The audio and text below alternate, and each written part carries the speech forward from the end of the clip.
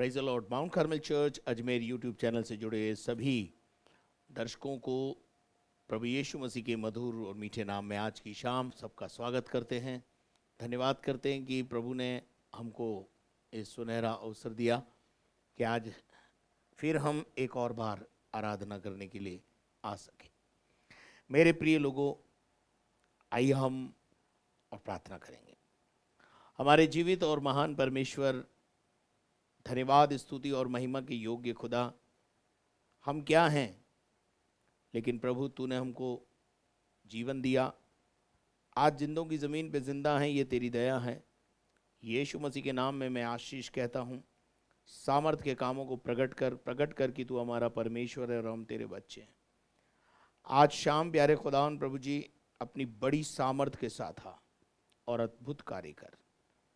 प्यारे खुदावन प्रभु जी, मैं घटूं और तू बढ़े, यही मेरे जीवन की इच्छा अभिलाषा है। शैतान की तमाम योजनाएं प्रभु जी खत्म हो जाएं और तू महिमा पाए। प्रभु हम तेरा धन्यवाद करते हैं। आज शाम प्यारे परमेश्वर आपकी सामर्थ हमारे बीच में बहने पाए। जितने लोग इस सभा में शामिल हैं प्रभु जी, आपकी आत्मा से विभोर होकर आपकी आराधना कर पाएं और आपका वचन सुन पाएं। ये मेरी आपसे प्रार्थना है। सारी महिमा तुझे देते हुए प्रार्थना को यीशु मसीह के नाम से मांगते हैं, आमीन। Praise the Lord. प्रभु को धन्यवाद देते हैं आज की शाम के लिए कि प्रभु ने हमको ये मौका दिया कि हम सब मिलकर प्रभु की आराधना कर सकें। तो ये समय होगा कि हम कुछ देर प्रभु की आराधना में जाएंगे और आराधना कराने के लिए मैं पास्टर अनोश और उनकी टीम को आमंत्रित करूंगा कि वो प्रभु की आराधना में हमें लेके जाएं। धन्यवाद।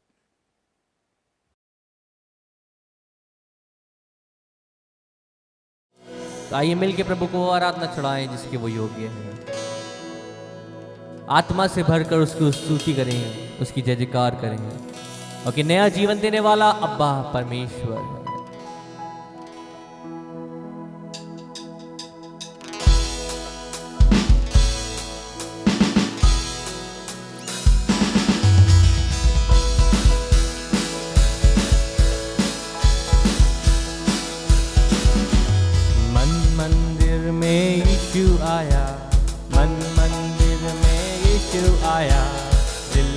खुशियों से भर गया, मन मंदिर में यीशु आया। गाइए, मन मंदिर में यीशु आया, दिल मेरा खुशियों से भर गया।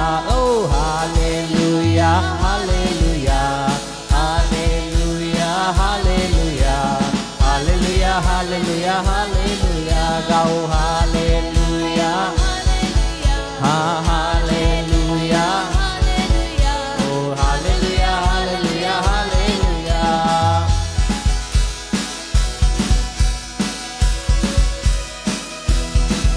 हाँ, जब से आया यीशु मन में मेरे, दूर हुए गम दिल से मेरे। गाइए, जब से आया यीशु मन में मेरे, दूर हुए गम दिल से मेरे।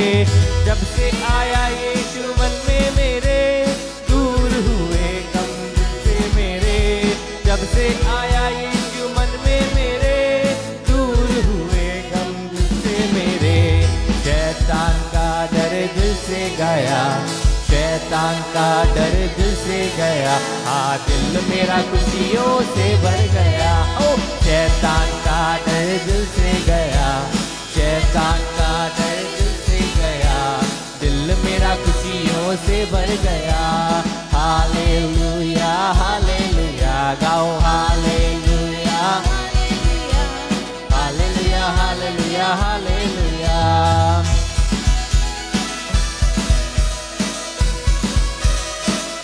ताली बजाते हुए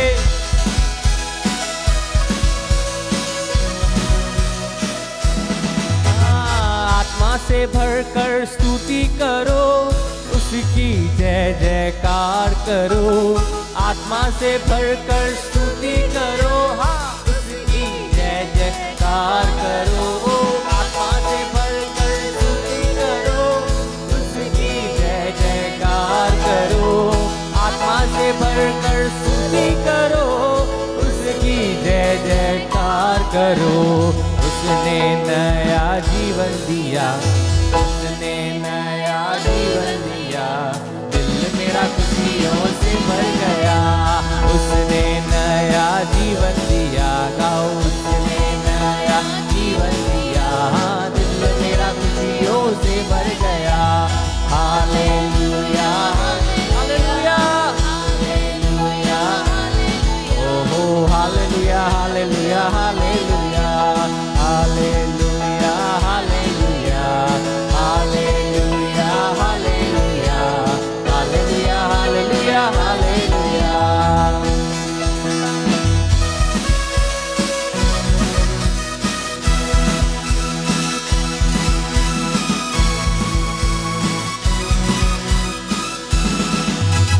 धन्यवाद यीशु का करते रहो, आशीषों से भरते रहो। धन्यवाद यीशु का करते रहो, आशीषों से भरते रहो। हाँ धन्यवाद यीशु का करते रहो, आशीषों से भरते रहो। धन्यवाद यीशु का करते रहो, आशीषों से भरते रहो। मंदिर यीशु से भर गया, मंदिर यीशु से भर गया, दिल मेरा खुशियों से भर गया। हाँ मंदिर यीशु से भर गया, हाँ मंदिर यीशु से भर गया, दिल मेरा खुशियों से भर गया। हालेलुया, हाथों को हिला के हालेलुया हालेलुया हालेलुया हालेलुया, हाथों को उठा के गाएंगे हालेलुया। ओ गाओ हालेलुया हालेलुया हालेलुया हालेलुया हालेलुया, गाओ हालेलुया हालेलुया हालेलुया हालेलुया हालेलुया हालेलुया, ओ हालेलुया हालेलुया हालेलुया हालेलुया हालेलुया हालेलुया। बोलो यीशु मसीह की जय, हालेलुया।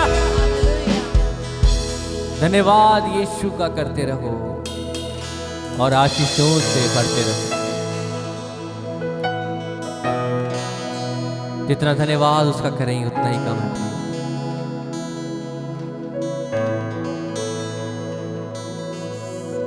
आइए अपनी आंखों को बंद करके उसकी आराधना में खो जाए। आराधना होवे प्रभु, सूचा है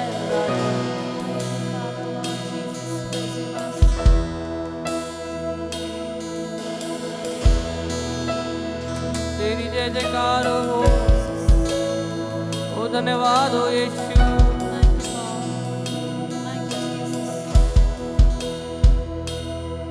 सीने से लगाएगा संकट सब मिटाएगा, सीने से लगाएगा संकट सब मिटाएगा। एक माँ की तरह प्रभु शांति देता है, एक माँ की तरह यीशु शांति देता है। कभी ना छोड़ेगा, कभी ना त्यागेगा, कभी ना छोड़ेगा, कभी ना त्यागेगा। एक माँ की तरह यीशु शांति देता है, एक माँ की तरह, एक माँ की तरह यीशु शांति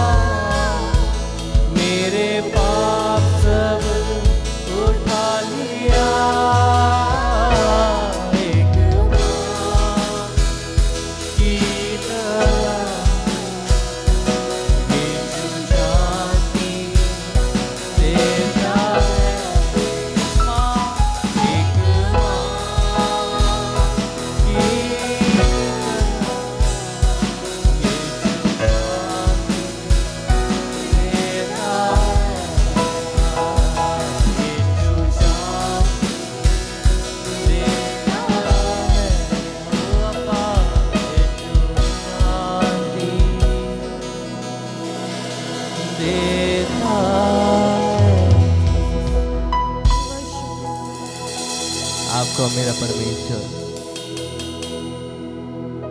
शांति से भरने वाला है। वो शांति का दाता है, आनंद का दाता है।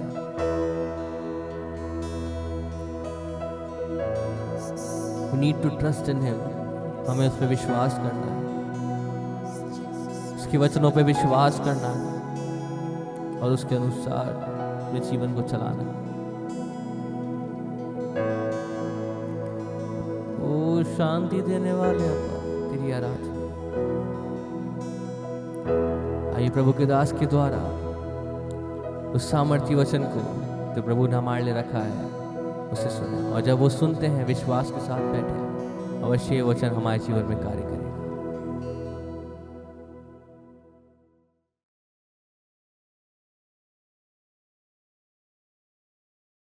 धन्यवाद करते हैं इस अच्छी आराधना के लिए जो प्रभु ने हमारे जीवन में हमको दी। और सचमुच में प्रभु भला है और प्रभु की भलाइयों को, उपकारों को हम याद करते हैं। और आज शाम आप सब मेरे साथ ऑनलाइन सर्विस में हैं और आज शाम हम पढ़ेंगे परमेश्वर के वचन में से मत्ती रचित सुसमाचार और उसका 17वां अध्याय और उसके 14 पद से लेकर के 20 पद तक। मत्ती रचित सुसमाचार 17वां अध्याय और उसके 14 पद से लेकर 20 पद तक। तो यहाँ इस प्रकार से लिखा है, जब वे भीड़ के पास पहुंचे तो एक मनुष्य उसके पास आया और घुटने टेक कर कहने लगा, हे प्रभु मेरे पुत्र पर दया कर, क्योंकि उसको मिर्गी आती है और वह बहुत दुख उठाता है और बार बार आग में और बार बार पानी में गिर पड़ता है। और मैं उसको तेरे चेलों के पास लाया था, परंतु वे उसे अच्छा नहीं कर सके। यीशु ने उत्तर दिया, हे अल्प विश्वासी और हठीले लोगों, मैं कब तक तुम्हारी सहता रहूंगा? उस लड़के को मेरे पास ले आओ। पद 18। तब यीशु ने उसे घुड़का और दुष्ट आत्मा उसमें से निकाला और लड़का उसी घड़ी अच्छा हो गया। तब चेलों ने यीशु के पास आकर कहा, हम इसे क्यों नहीं निकाल सके? उसने उनसे कहा, अपने विश्वास की घटी के कारण, क्योंकि मैं तुमसे सच सच कहता हूं, यदि तुम्हारा विश्वास राई के दाने के बराबर हो तो इस पहाड़ से कह सकोगे कि यहां से सरक कर वहां चला जा, तो वह चला जाएगा और कोई बात तुम्हारे लिए अनहोनी नहीं होगी। Praise the Lord. प्रभु को धन्यवाद देते हैं आज की शाम इस वचन के लिए।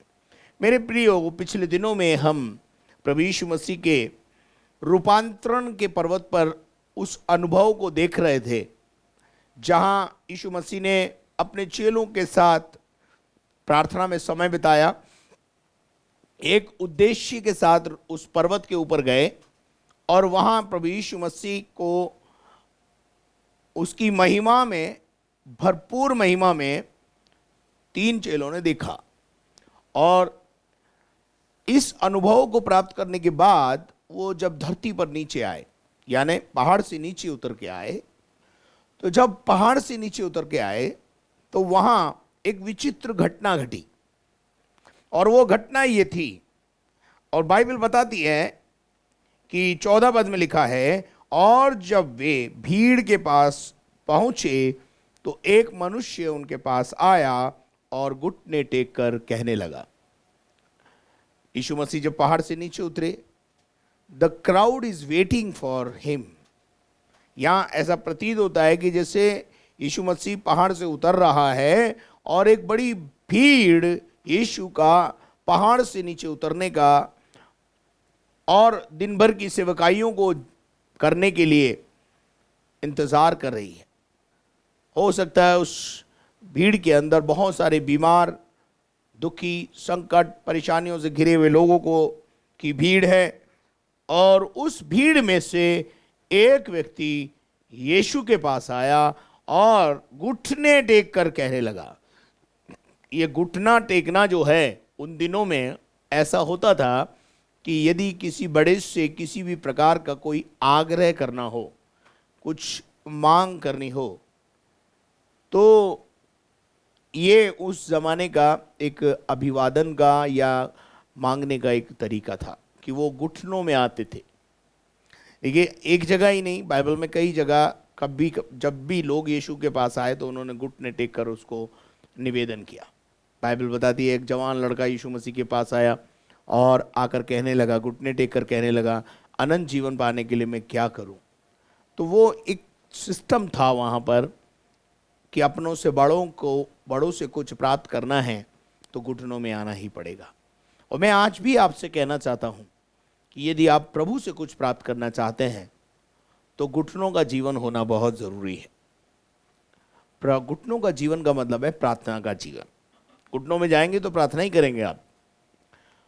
तो यहाँ हम देखते हैं कि और उस व्यक्ति ने एक यीशु के पास आकर अपने बेटे की समस्या तो बताई।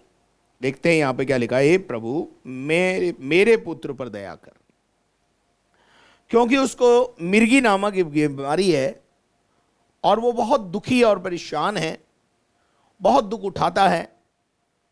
और कभी वो मिर्गी की बीमारी के कारण बार बार कभी आग में गिर जाता है, कभी पानी में गिर जाता है। क्या आपको पता है ऐसा क्यों होता है? ये मिर्गी की जो बीमारी है इसके कई रीजंस हैं। इसमें से एक रीजन ये भी हो सकता है कि मिर्गी को एक लाने वाली एक दुष्ट आत्मा, और दुष्ट आत्मा का जो लक्ष्य और उद्देश्य है, देखिए बीमारी का लक्ष्य और उद्देश्य क्या है? बीमारी हमेशा जब जीवन में आती है तो मृत्यु को लेकर आती है।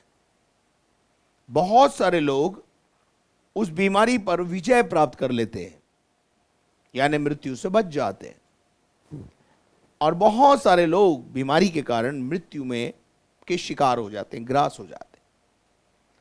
अब यहां हम देखते हैं कि यह लिखा है कि वो बार बार उसे पानी में गिर जाता था, और ये कंडीशन, इस बालक की कंडीशन को, अपने बेटे की कंडीशन को उसने यीशु मसीह को स्पष्ट रूप से बता दिया। और साथ में यह भी बताया 16वें पद में, और मैं उसको तेरे चेलों के पास लाया था परंतु वो उसे अच्छा नहीं कर सके। यीशु मसीह के साथ 3 चेले तो ऊपर थे, पर 9 चेले पृथ्वी के ऊपर यानी धरती के ऊपर, पहाड़ के नीचे इस भीड़ को क्या कर रहे थे? संबोधित कर रहे थे। इस बात का इंतजार कर रहे थे कि यीशु आएगा, तब तक भीड़ को कंट्रोल कर रहे थे, भीड़ को संबोधित कर रहे होंगे। हो सकता है उनके लिए प्रार्थनाएं कर रहे होंगे, उनके लिए कोई व्यवस्थाएं कर रहे होंगे, कुछ ना कुछ कर रहे होंगे। और उसी दरमियान ये लड़का के पिता इस बालक को इन 9 चेलों के पास लेकर आए, और 9 चेलों से कहा होगा कि भाई मेरा ये बेटा मिर्गी नामक बीमारी से परेशान है, कृपया इसे अच्छा कर दो। और इन्होंने बहुत कोशिश की होगी, बहुत कोशिश की कि किसी भी रीति से ये लड़का ठीक हो जाए मेरे अजीजों।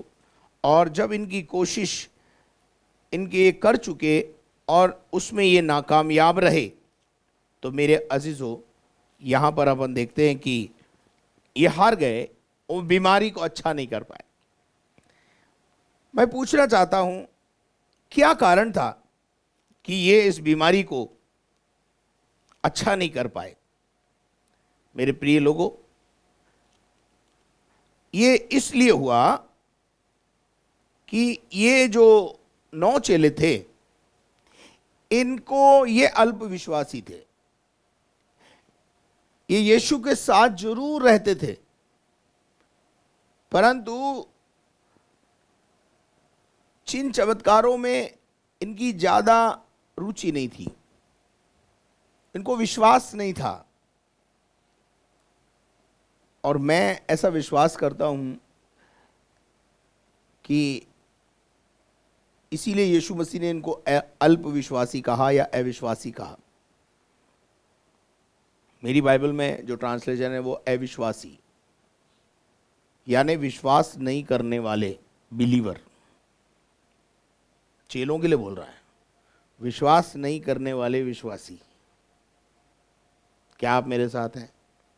विश्वास नहीं करने वाले अविश्वासी या अविश्वास रखने वाले विश्वासी हैं तो विश्वासी, लेकिन अविश्वास इतना भरा हुआ है जिसकी कोई सीमा नहीं है। मेरे प्रिय लोगों, आज भी जब आप प्रभु के पास आते हैं तो आपके जीवन में अविश्वास पाया जाता है। आपका जीवन जो है अविश्वास से भरा हुआ है। आप समझते पता नहीं होगा कि नहीं होगा, चलो ट्राई करने में क्या बुराई। मेरे अजीजों, कई पासबान भी ऐसे हैं जिनको विश्वास ही नहीं है कि चमत्कार होगा। फिर भी जब आप बोलते हैं कि आप प्रार्थना करो तो वो ये तो नहीं कह सकते कि यीशु मसीह ये नहीं कर सकता इसलिए मैं प्रार्थना नहीं करूंगा, इसलिए वो प्रार्थना कर देते हैं। लेकिन उनके मन में ये विश्वास ही नहीं है कि मेरी प्रार्थना से ये बीमार चंगा होगा। ऐसी बहुत सारे सिद्धांत और डॉक्ट्रिन्स वाले कलीसियाएं भी हैं, मैं आपको स्पष्ट रूप से बता देना चाहता हूं, जिनका ये मानना है कि यीशु मसीह के साथ चमत्कार चले गए, आज चमत्कार नहीं होते, आज उसके नाम से बीमारी नहीं जाती, चंगाइयाँ नहीं मिलती, छुटकारे नहीं मिलते। ये आज बहुत सारी कलीसियाओं का विश्वास है कौन? कलीसिया है कौन? विश्वासी मंडली। लेकिन विश्वास इस बात पे है ही नहीं। आप इस मुखालते में मत रहना। इसलिए बहुत समय मैं बोलता हूं कि कलीसिया के चुनाव में बहुत सारे लोग धोखा खाते हैं। ज्ञान तो बहुत है परंतु सामर्थ्य नहीं है। तो वो ज्ञान उनके जीवन को, जैसे तिमई का पुत्र बरतुलमई, ज्ञान तो था परंतु भिखारीपन का जीवन, ऐसा ही जीवन वो लोग भी जीते हैं। अब यहां पर हम देखते हैं कि वो लोग यीशु ने उनसे कहा है, अविश्वासी लोगों, मैं कब तक तुम्हारी सहता रहूंगा? कब तक तुम जो है मुझ पर और मेरी बातों पर विश्वास नहीं करोगे? मेरे अजीजों, और यीशु ने उससे कहा, उस लड़के को मेरे पास लेकर आओ। Praise the Lord. एक जैसे ही उसने कहा होगा कि उस लड़के को मेरे पास लेकर आओ, इसके अंदर एक आशा जग गई और इसने सोच लिया अब मेरा काम हो जाएगा। Praise the Lord. अब मैं बेटे की चंगाई पा करके जाऊंगा। यीशु के एक सेंटेंस में हमारे पास एक आशा की किरण जाग जाती है। यीशु ने कहा, उसे मेरे पास ले आओ। और 18 पद में हम देखते हैं, तब यीशु ने उसे घुड़का। यीशु ने किसको घुड़का? उस दुष्टात्मा को, शैतान की ताकतों को, अंधकार की शक्तियों को। जैसा हम पहले भी बता चुके हैं कि हमारी लड़ाई किसी व्यक्ति से नहीं है, विशेष व्यक्ति से नहीं होती हमारी लड़ाई।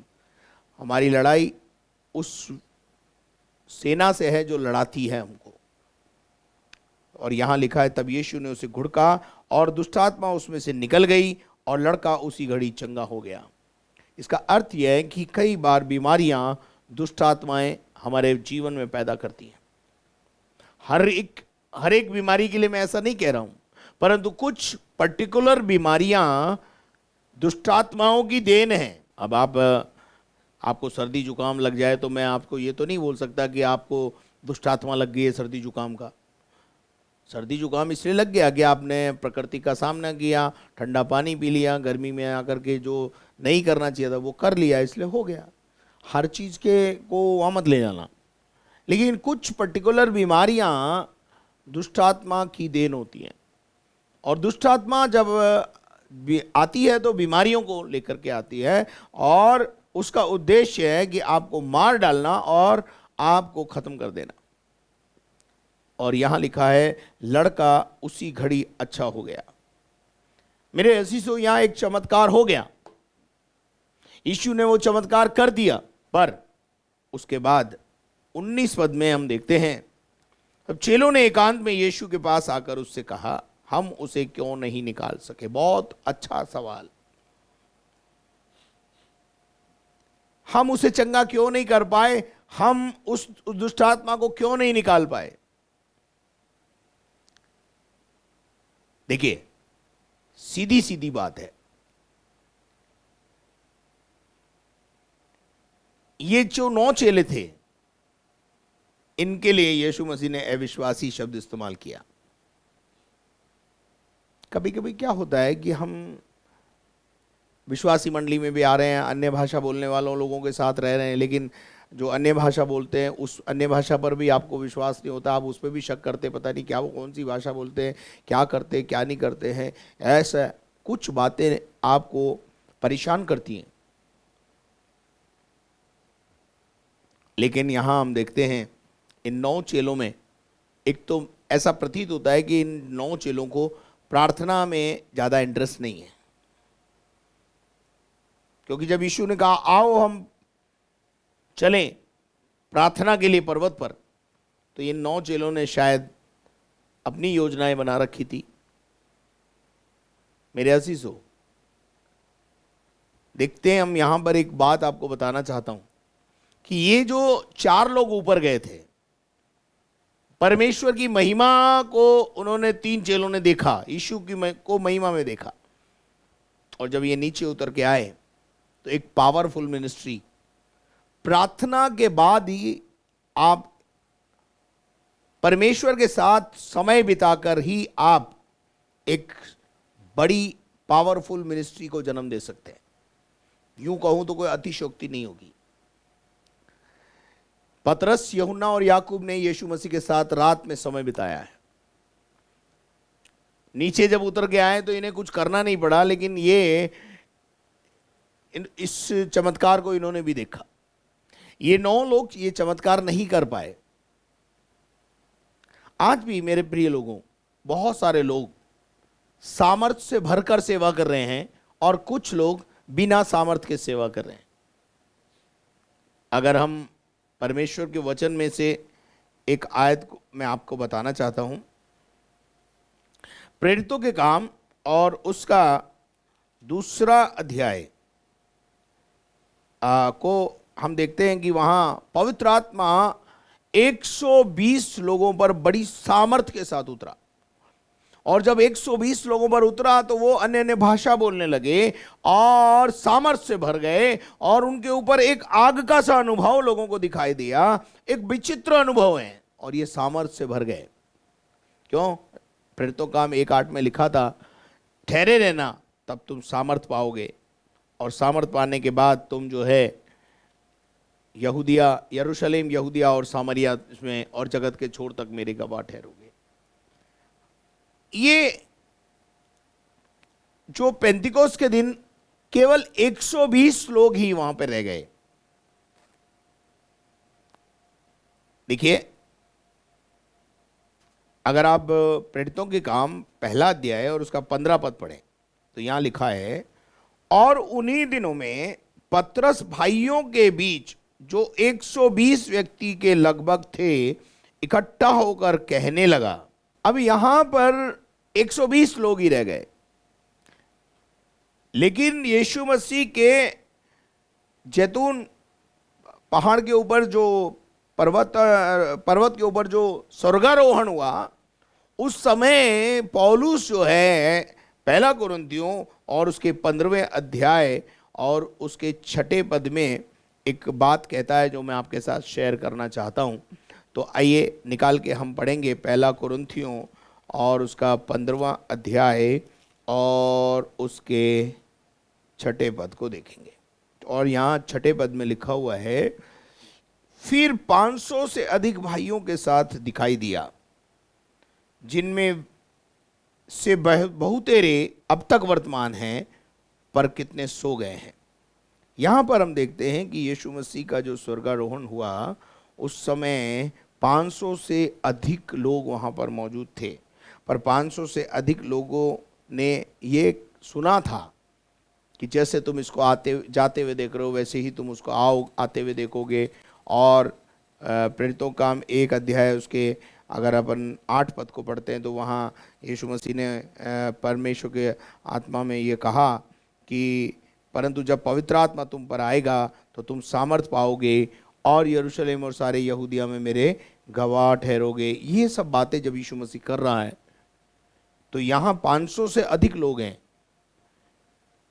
लेकिन हो सकता है पहले दिन ये सारे 500 के 500 लोग उस पेंतिकोस्त के और पवित्र आत्मा के अनुभव को प्राप्त करने के लिए वहां मौजूद थे। लेकिन जब पवित्र आत्मा के उतरने में देरी हुई तो उन्होंने ये कहा कि अरे यीशु मसीह के हम तो आई विटनेस हैं, हमने तो यीशु मसीह को स्वर्ग पे जाते हुए अपनी आंखों से देखा है, लेट्स गो, हम लोग जाएंगे और सारे जगत में जाकर सुसमाचार प्रचार करेंगे। परंतु पतरस ने 120 लोगों को जो ठहर गए थे, जो बच गए थे, उनको समझाया जब तक पवित्र आत्मा नहीं आएगा हमें ये कोठरी नहीं छोड़नी है। अब मैं आपको बताता हूं, यहां 2 प्रकार के लोग हो गए, 2 प्रकार के लोग हो गए। इसका मतलब यह है 120 लोग सामर्थ पाने के लिए रुके हुए हैं, पर ये 380 लोगों से अधिक लोग सेवकाई में निकल चुके हैं। ये बैठे थोड़ी होंगे चुपचाप, इन्होंने जो कुछ देखा उसको बयान किया होगा, वो भी एक सेवकाई का एक भाग है। परंतु जब पतरस और यूहन्ना और याकूब और 120 लोगों के ऊपर पवित्र आत्मा उतरा तो ये 120 लोगों ने पूरे विश्व में धूम मचा दी। और ये जो 380 लोग हैं आज भी धूम नहीं मचा पा रहे। पावरफुल और पावरलेस। यीशु मसीह के 12 चेले हैं, उसमें से 9 चेले पावरलेस हैं। पावरलेस क्यों है? क्योंकि प्रेयरलेस है। If you want to become a powerful person, your life is prayerful, is very necessary. आपकी प्रार्थना का जीवन बहुत मजबूत होना चाहिए। और जब आप प्रार्थना के साथ वचन बांटेंगे, प्रार्थना के साथ आराधना कराएंगे, प्रार्थना के साथ ऑर्गन के ऊपर हाथ रखेंगे, प्रार्थना के साथ कोंगों के ऊपर हाथ रखेंगे, सामर्थ बहने लगेगी। लेकिन अगर आपका प्रार्थना का जीवन नहीं है, वचन पठन का जीवन नहीं है, आप मान के जाइए आपकी सेवकाई ऐवे ही चलती रहेगी। चेलों से यीशु मसीह ने कहा, चेलों ने एक सवाल किया कि हम उसे क्यों नहीं निकाल पाए। यीशु मसीह ने उनसे स्पष्ट रूप से कहा कि तुम्हारे विश्वास की घटी के कारण मैं तुमसे सच कहता हूं कि यदि तुम्हारा विश्वास राई के दाने के बराबर भी हो तो इस पहाड़ से कहोगे कि सरक कर वहां चला जा तो वो चला जाएगा। और लिखा है कोई बात तुम्हारे लिए अनहोनी नहीं होगी। मत्ती रचित सुसमाचार 21वां अध्याय और उसके 22 पद को मैं आपके लिए यहाँ पर पढ़ना चाहूँगा। देखिए, अगर अपन 21 को 21 से पढ़े तो वहाँ ज़्यादा अच्छा होगा। और यहाँ लिखा है, यीशु ने उनको उत्तर दिया कि मैं तुमसे सच कहता हूँ कि यदि तुम विश्वास रखोगे और संदेह ना करोगे तो केवल यह करोगे जो इस अंजीर पेड़ के साथ हुआ। यदि इस पहाड़ से भी कहोगे कि उखड़ कर समुद्र में जा पड़ तो वो जा गिरेगा। और तुम्हारे लिए जो कुछ तुम प्रार्थना में मांगोगे, विश्वास से मांगोगे, वो तुम्हारे को मिल जाएगा। मेरे प्रिय लोगों, आज शाम हम इस बात को भली भांति रीति से समझ लें। चंगाई और छुटकारा देने वाला और लेने वाला दोनों का विश्वास होना चाहिए। यहां हम देखते हैं कि इस लेने वाले का विश्वास तो बहुत तगड़ा है। ये तो यीशु के पास आया ही इसीलिए कि इसको पता है कि यीशु छुएगा और चंगा कर देगा। पर चेले बीच में हैं, और वो भी चेले कौन से वाले हैं? जो 9 चेले जो रूपांतरण के पर्वत का अनुभव नहीं है, मसीह को अपनी उसकी महिमा में देखने का उनको सौभाग्य नहीं मिला है। ऐसे जो लोग थे, जब ऐसे लोगों के पास अन्य जाति भाई बहन पहुंचते हैं और उनसे कहते हैं कि ये काम आप हमारे लिए कर दो, तो वो फिर नहीं कर पाते। और ऐसे में जो है लोगों को यीशु मसीह के नाम पर भी निराशा हो जाती है। परंतु मैं आज शाम आपसे कहना चाहता हूँ, यीशु आज भी वही है। यीशु आज भी सामर्थ के काम करता है। Hallelujah, praise the Lord. अगर आप चाहते हैं कि यीशु मसीह आपके लिए काम करे, तो मैं आपसे कहना चाहता हूँ कि आप आज भी यीशु के पास जब आप आए हैं तो हालेलुया, तो परमेश्वर आपके लिए भी काम करेगा। हालेलुया। क्या मैं आपको लेके जाना चाहता हूँ मरकुस का 9वां अध्याय, और उसके अगर आप 14 पद से पढ़ेंगे तो वहाँ पर वही दृष्टांत दोहराया गया है, और उस दृष्टांत में और भी ज़्यादा मरकुस जो है इसको खुलासा करता है। और यहाँ लिखा हुआ है, 18 पद से आपके लिए पढ़ूंगा, जहाँ कहीं भी वो उसे पकड़ती है वहीं उसे पटक देती है, और वो मुंह से फेन भर लाता है और दांत पीसता है, सूखता जाता है। और मैंने तेरे चेलों से कहा था कि उसे निकाल दे, परंतु वो उसे नहीं निकाल सके। यह सुनकर यीशु ने उनसे उत्तर दे के कहा कि हे अविश्वासी लोगों, मैं कब तक तुम्हारी साथ रहूँगा और कब तक तुम्हारी सहूँगा? उसे मेरे पास लाओ। तब वे उसे उसके पास ले आए, और उसने उसे देखा तो उस आत्मा ने उसे मरोड़ा और भूमि पर गिराया और मुंह से फेन बहाते लौटने लगा। उसने उसके पिता से पूछा, ये दशा इसकी कब से है? उसने कहा, बचपन से। उसने इसे नाश करने के लिए कभी आग में गिराया, कभी पानी में गिराया, परंतु यदि तू कुछ कर सकता है तो उस पर तरस खाकर हमारे पर उपकार कर। यीशु ने उससे कहा, यदि तू कर सकता है का क्या मतलब है? विश्वास करने वालों के लिए सब कुछ हो सकता है। बालक के पिता ने तुरंत गिड़गिड़ाकर कहा, हे प्रभु, मैं विश्वास करता हूँ, मेरे अविश्वास का भी तू उपाय कर दे। जब यीशु ने देखा कि लोग दौड़कर भीड़ लगा रहे हैं, तो उस अशुद्ध आत्मा को यह कहकर डांटा कि तू गूंगी और बहरी आत्मा उसमें से निकल जा, और वो उसमें कभी प्रवेश ना करना। तब वह उसे चिल्लाकर उसमें से मरोड़कर उसे निकल गई, और बालक मरे हुए समान हो गया। यहाँ तक कि बहुत से लोग कहने लगे वे मर गया है, परंतु यीशु ने उसका हाथ पकड़कर उसे उठाया और खड़ा हो गया। और जब वह उस घर में आया तो चेलों ने एकांत में उससे पूछा, हम उसे क्यों नहीं निकाल सके? यहाँ जब हम मत्ती के 17 अध्याय में देख रहे हैं तो इतना खुलासा नहीं हुआ है, लेकिन जब हम मरकुस की किताब पढ़ रहे हैं तो और ज़्यादा इसके अंदर यीशु मसीह उन 9 चेलों की कमी भी यहाँ नज़र आ रही है, और यीशु मसीह उन 9 चेलों को भी एक संदेश दे रहा है। और वो ये सवाल किसका है? उन 9 चेलों का ही है कि हम उसे क्यों नहीं निकाल सके। तब यीशु मसीह ने 29 पद में उन 9 चेलों को ये उत्तर दिया। उसने उनसे कहा, यह जाति बिना प्रार्थना और किसी उपाय से नहीं निकल सकती। If your life is not a prayerful life, आप दुष्टात्माओं से नहीं भिड़ सकते, आप दुष्टात्माओं को नहीं निकाल सकते, आप बीमारियों को नहीं मिटा सकते।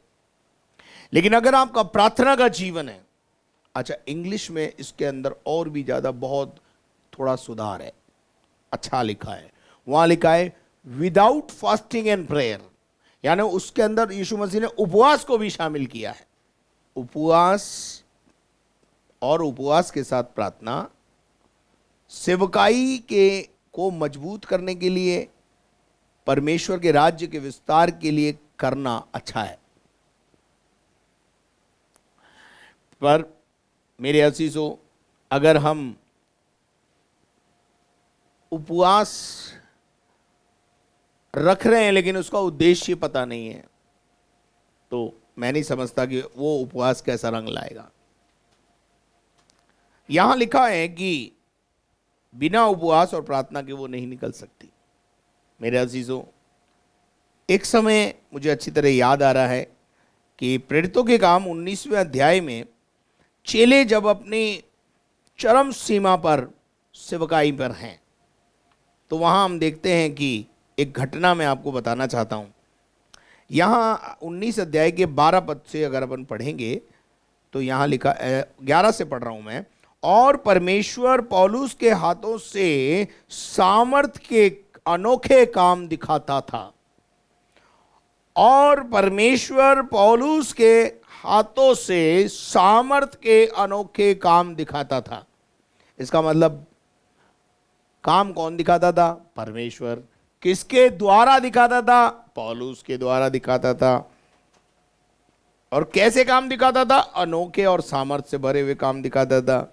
यहां तक कि रुमाल और अंगूछे उसकी देह से छुआ कर बीमारों पर डालते थे और उसकी बीमारियां जाती रहती थी और दुष्टात्माएं उसमें से निकल जाया करती थी। परंतु कितने यहूदी जो झाड़ा फूकी करते फिरते थे, यह कहने लगे कि जिनमें दुष्टात्मा हो उन पर प्रभु यीशु का नाम यह कहकर फूके कि जिस यीशु का प्रचार पौलुस करता है, मैं तुम्हें उसी की शपथ देता हूं। तो सिकवा नाम एक व्यक्ति था वहां पर, और उसके 7 बेटे थे, और उन्होंने समझा यार ये तो बहुत अच्छा धंधा है, हाथ रखने से दुष्टात्मा निकल जाती है, लोग चंगे हो जाते हैं। तो इन्होंने कहा चलो अपन भी ये काम शुरू कर दो। Without experience, without prayer, without calling, इन्होंने ये काम शुरू कर दिया।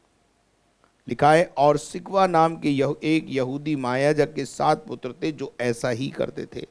पर दुष्टात्मा ने उन्हें उत्तर दिया, हम यीशु को भी जानते हैं और परमेश्वर के भक्त पौलुस को भी जानते हैं, तुम कौन हो?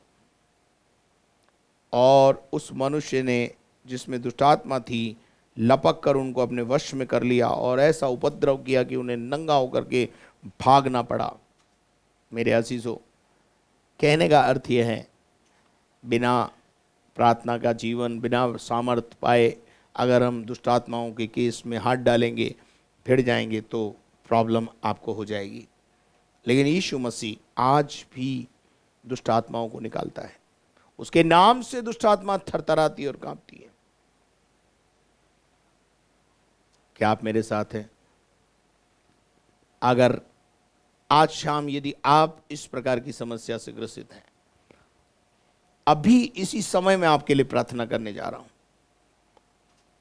परमेश्वर का वचन बंधा हुआ नहीं है, वो वचन आपके घर आएगा, आपको छुएगा, आपको चंगा करेगा। आपके अंदर से जो दुष्ट प्रभाव हैं, दुष्टता के प्रभाव हैं, दुष्टात्माओं के प्रभाव हैं, यीशु के नाम से आज निकल जाएंगे। क्या आप विश्वास करते हैं? अगर आप विश्वास करते हैं, मैं भी विश्वास करता हूं, आपका विश्वास और मेरा विश्वास, दोनों का विश्वास अद्भुत कार्य को जन्म देगा। आइए मिलकर हम अंत में प्रार्थना करेंगे। यदि आप किसी भी प्रकार की इस प्रकार की समस्या से ग्रसित हैं, हम आपके लिए प्रार्थना करने जा रहे हैं। हमारे जीवित और महान परमेश्वर, तेरे बेटे यीशु मसीह के नाम से, रूपांतरण के पर्वत पर जब सामर्थ को प्राप्त करके जब यीशु मसीह अपनी महिमा में नीचे उतरे और 9 चेलों के पास जब एक पिता अपने बेटे को लाया, तो वो सामर्थ का काम नहीं कर पाए, क्योंकि उनका प्रार्थना का जीवन नहीं था, क्योंकि उन्होंने मसीह के साथ समय बिताना नहीं सीखा था। प्यारे परमेश्वर, आज शाम सामर्थ के काम प्रकट करके तू हमारा परमेश्वर है और हम तेरे बच्चे हैं। धन्यवाद करते तूने हमारी प्रार्थना को सुना है। कोई भी अंधकार की शक्ति हम पे प्रबल न होने पाए। शैतान ने जो भी योजना बनाई है वो नाश हो जाए। सामर्थ के काम प्रकट करके तू हमारा परमेश्वर, हम तेरे बच्चे हैं। प्यारे खुदावन प्रभु, तू काम कर, तू काम करेगा तो तुझे कौन रोक सकता है। आज शाम तेरे लोगों को जो सुन रहे हैं छुटकारा दे, चंगाई दे, तेरी चंगाई उनके घरों में बहने पाए, सामर्थ के काम बहने पाए, अद्भुत आश्चर्य कर्म कर। धन्यवाद करते तूने हमारी प्रार्थना को सुना है। सारी महिमा हम तुझे देते प्रभु जी। आज जिनके जन्मदिन है और जिनके मैरिज एनिवर्सरी, उन्हें आशीष देते हैं प्रभु जी, और सारी महिमा तुझे देते हुए प्रार्थना को यीशु मसीह के नाम से मांगते हैं, आमीन। और अब हमारे खुदावंद यीशु मसीह का फजल, खुदा बाप की मोहब्बत, पाक रूह की रिफाकत और शराकत अब से लेकर हमेशा तक हम सबों के साथ होती रहे, और हम सब बोले आमीन। Thank you very much. May God bless you. परमेश्वर आपको आशीष दे। यदि आपने हमारे चैनल को सब्सक्राइब नहीं किया है तो जल्दी से आप उसे सब्सक्राइब करें, बेल आइकन को दबाएं, शेयर करें और लाइक करें। Praise the Lord. यदि आप प्रार्थना निवेदन भेजना चाहते हैं, प्रार्थना टावर के नंबर स्क्रीन पर आपके लिए मौजूद हैं। और यदि आप हमारे साथ सेवकाई में भाग लेना चाहते हैं, प्रतिदिन की प्रार्थनाओं में हमें उठाए रखें। आर्थिक सहयोग के लिए बैंक अकाउंट की डिटेल स्क्रीन पर है, कृपया उसका इस्तेमाल करें। धन्यवाद। प्रभु आपको आशीष दे।